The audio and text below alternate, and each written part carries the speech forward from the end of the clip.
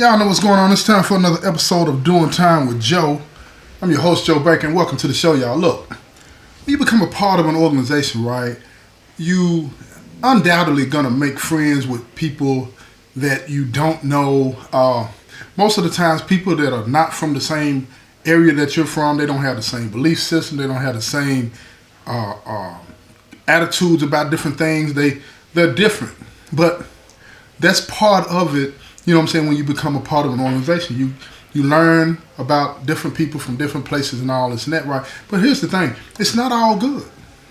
It's not all good. It's one of the things that I like to emphasize when I tell these stories about, because when you become a gangster, vice lord, crib blood, whatever you become, you don't get to pick and choose who your brothers are going to be, right? Or sisters, for that matter, if you're doing it, you know what I'm saying, on the female side. But you don't get to pick and choose who your brothers and sisters are going to be. And a lot of times, you have to deal with whatever it is they bring to the table, right? Now, see, this is brother named Max Skip. Max Skip, cool brother, right? And he was one of those people person. He liked to kick it and all this and that, right? And he was open about his life. He come from a good family. You know what I'm saying? A family where the people in his family, they all worked or they had businesses and all this and that. But for whatever reason, he went against that. You know what I'm saying? He went, you know what I'm saying, to the streets, and he was the only one in his family like that. It was something about that gangster lifestyle that pulled him. You know, he used to talk about, when he watched, Boys in the Hoods and all of that, and Compton and all of those different types of shows where he liked what he saw, but he didn't grow up like that. He didn't grow up like that, and it's a big disadvantage to somebody that didn't grow up like that and didn't have those experiences, and then you start mingling with the people that have. Don't get it twisted. Don't hear what I'm not saying. What I'm saying is, people that don't know how the lifestyle goes, how people think when you have that street background and that street mentality and all that kind of stuff, they think different. We think different. Don't get it twisted. I'm not saying we are different in the sense that we're not human and all this and that, but we have a different set of experiences that we pull from. Now, Max Skip, he got cool with this brother named Coolie. Well, I call him Coolio. And I'm going to tell you why. Because he didn't look like Coolio. The Coolio that wrote that Gangsta's Paradise. He didn't look like Coolio, but he liked to have his hair like Coolio. You know how Coolio had the braids that was all sticking up all over the place and stuff like that? That's how this brother looked. So I used to call him Mac Coolio. You feel what I'm saying? At first he didn't like it, and then it stuck. Everybody else started calling him that, so he embraced it, right? But see, this brother here, Mac Coolio, he was a street dude. He was a street dude, and he was one of those individuals that always wished that he had the parents that, like, for example, Max Skip had, that would work and would be there and all this thing. And he kicked it with Max Skip. And he would always ask Max Skip, he said, "Why are you doing this? Why did you become a gangster? You didn't have to do this." You know what I'm saying? You had options in life. You had choices in life. Like a lot of people out there right now that's joining these organizations that have, look, come on now, listen, don't get it twisted, right? Even the brothers that come from the streets shouldn't be doing it. But when a brother that, or a sister for that matter, like I said, that don't have those experiences that, where people say, well, I can understand why this person might be living like this, right? Max Skip didn't have that. And Mac Coolio used to always ask him, like, why? And Max Skip would tell him, I just like it. And he talked about it in such a cavalier way, like it made Mac Coolio feel some kind of way. It made him feel as though, Max Skip didn't appreciate the life that his family had built for him, had worked hard for. He made Mac Coolio feel like, he was entitled and he could make those choices. Now listen to what I'm saying. When somebody thinks that they're entitled or act entitled, it's because they have choices. Choices. And Max Skip had a choice. Where Mac Coolio looked at his experiences and didn't think that he had a choice, which he did, but he didn't see it that way. He didn't see it that way at all, y'all. He looked at things as if, this is as good as it's gonna get for me. but he always wanted more. He always wanted a better life for himself. So Mac Skip and Mac Coolio, they became real good friends as best as they could. Mac Coolio would share the experiences of his life with Skip, and Skip would share the experiences of his life with Coolio. They were both satisfying what it was that they needed in their friendship. You see what I'm saying? And they would kick it all the time. And most of the time, Mac Coolio, he would be listening to the stories that Mac Skip would be talking about his family and all this, and how his father had worked hard to build the kind of life that he never had, so that Skip would be able to take advantage of all the opportunities that life could bring for him. He talked about how his father was a good man. He worked hard. His mom, a good woman. All of these types of things. He talked about that. He talked about a lot of that. And it made Mac Coolio jealous. He hid it well. But it made him jealous. And one time, they were at visit.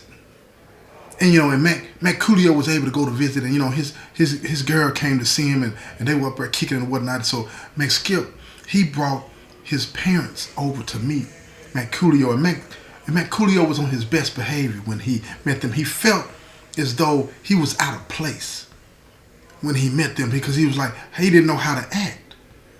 But what he didn't understand about them, they were not those types of people. They accepted people for who they are and how they are in their circumstances. And they started to talk to him, and every time that they would go to visit, they would invite him over to speak to him and all this and that, to ask him, did he need anything, and is there anything that they could do? And they were really appreciative of the friendship that he had built with their son. So they started to look at Coolio more of a protector. You see what I'm saying? And that made Coolio feel some kind of way. See, they didn't mean it the way he took it, because they wanted their son to come home safe. They wanted their son to not have to worry about the problems that most people in prison have to worry about. And even though he was a gangster, they knew that their son wasn't about that life. So they looked to Coolio to make sure he was okay.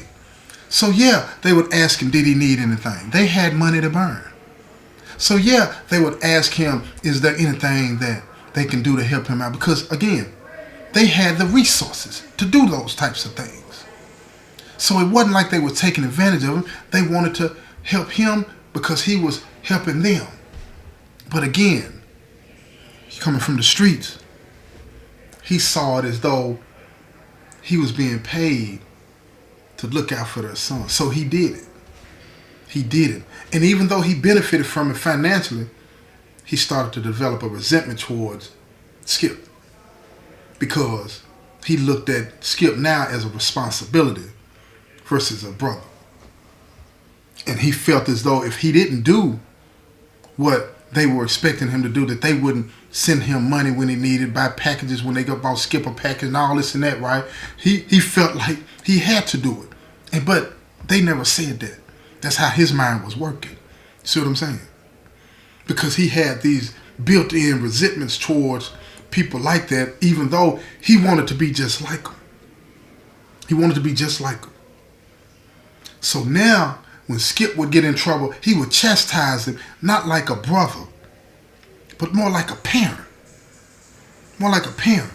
And then he would say things to him that would make him feel like, if he didn't get right, that he was going to say something to his parents about it. Like tell on him.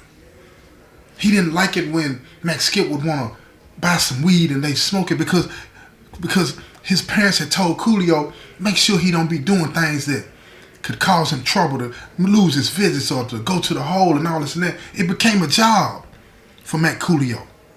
And he resented it. He did it, but he resented it. Because he didn't have the resources that Skip had. So now, one day, when you're part of the lifestyle, every now and then you got to put in a little work.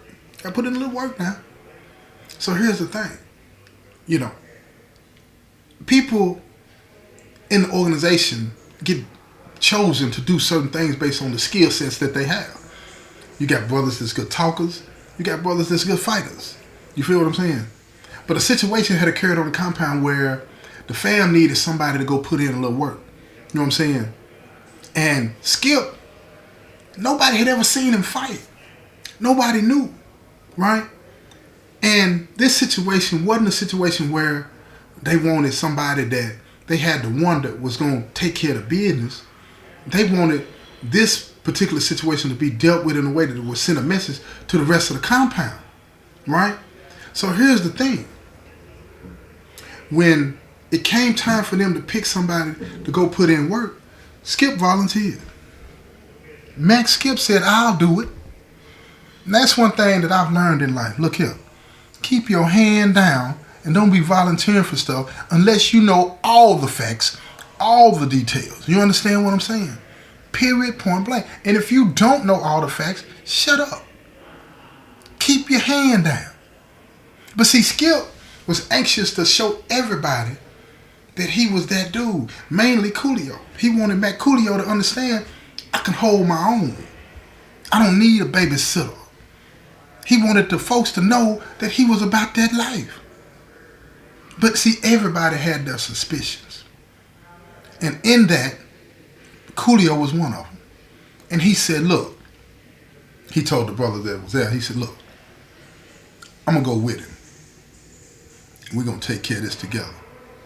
So the guys looked around and said, all right, then, that's what's up. But make sure you put in work.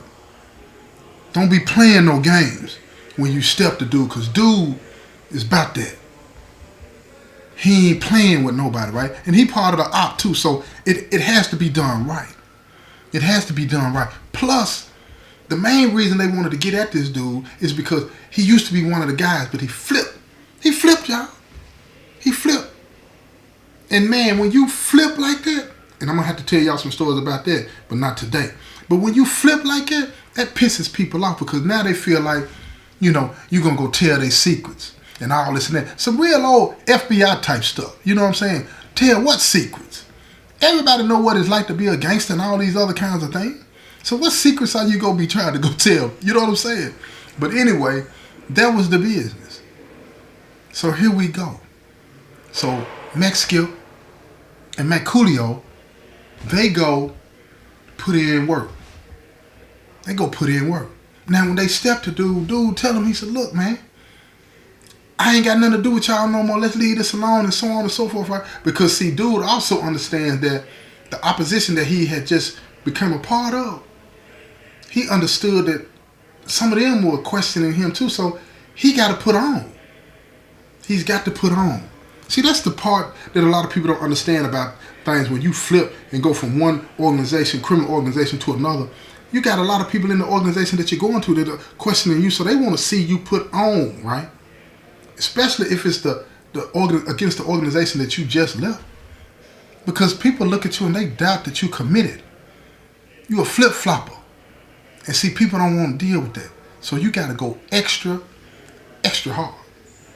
Now, Max Skip volunteered. So Max Skip got to kick it off. So when him and Matt Coolio stepped to dude, right, they corner him off in the hallway. He know what it is. He had been hearing the rumblings that one day it was going to come and he was going to have to put on. So when they stepped to him, right, it was a couple of his brothers. They were standing there by the water fountain, but they were just watching to wait to see what was going to happen. So the opposition dude, he just sprung on folks. Just sprung on them. Pow, pow. Max Skip took a couple of steps back, but then he leaned into him and started throwing them things at him, right? I'm talking about he started swinging so fast that you could barely see what was going on, but he was on balance. He wasn't just throwing wild haymaker. He jabbing and moving in on it, man, like Tyson be moving in, hit you with the two-piece and step to the side and hit you and knock you out. He walked him down like it. But when he hit dude went down and got right back up, and while he was coming up, he scooped him. He scooped Max Skip.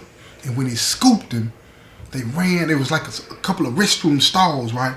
He ran him into the restroom stall, and the door wasn't locked, so the door popped open, and then he landed it, and he hit him right on the toilet, right around his neck. He hit his neck right there on that steel toilet that was in that restroom stall, right? It stung him. And he hollered, "Oh! Oh!" So now Mac Coolio, he jump in and he put hands on dude.